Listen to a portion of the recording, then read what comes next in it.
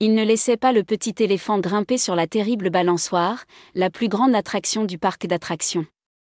Tous les enfants parlaient de la sensation vertigineuse ressentie lorsque la balançoire prenait de la vitesse, tournant de plus en plus haut, jusqu'à avoir l'impression de toucher le ciel. Mais le petit éléphant était trop lourd et les employés du parc craignaient que les chaînes ne puissent pas supporter son poids. « C'est pour ta sécurité, petit éléphant. » Le garde le lui a dit d'innombrables fois. Mais le petit éléphant ne pouvait pas accepter. Pourquoi n'avait-il pas le droit de profiter de ce plaisir comme tout le monde ? La nuit, ses rêves étaient remplis de vols imaginaires dans lesquels il se balançait librement dans le vent, comme un oiseau géant. Par une chaude nuit d'été, alors que les étoiles scintillaient dans le ciel comme des lanternes magiques, le petit éléphant sortit prudemment du lit. Sans faire de bruit, il quitta la maison dans son pyjama bleu avec des nuages. Son cœur battait fort d'excitation.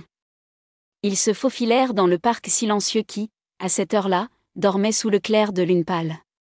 D'un bond courageux, il franchit la barrière et, presque tremblant d'impatience, atteignit la balançoire.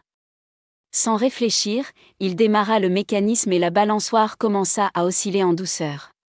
Le petit éléphant monta dessus et la balançoire, comme pour lui faire plaisir, commença à prendre de la vitesse. Plus haut, plus vite.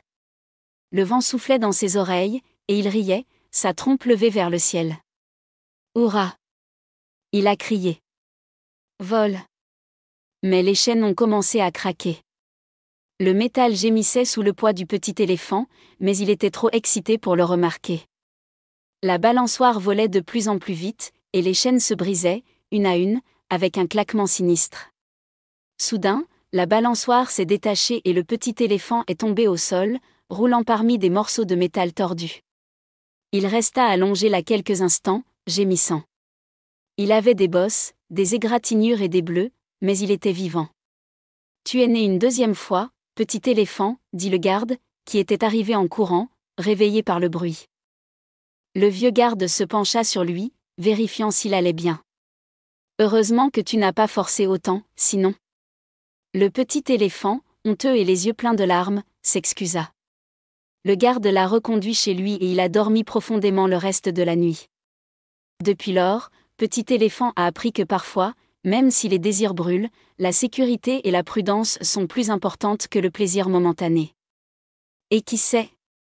Peut-être qu'un jour, ils construiront une balançoire spéciale où même un petit éléphant pourra voler librement.